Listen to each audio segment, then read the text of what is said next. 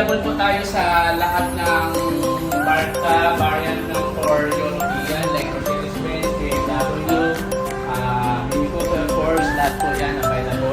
Guys, yung ating nga po palang Barta 8060 or ATV 24L, Barta Silver Dynamic EFD ay ito po yung para sa Mazda, like Mazda or yung Honda na naka-i-stop Mazda.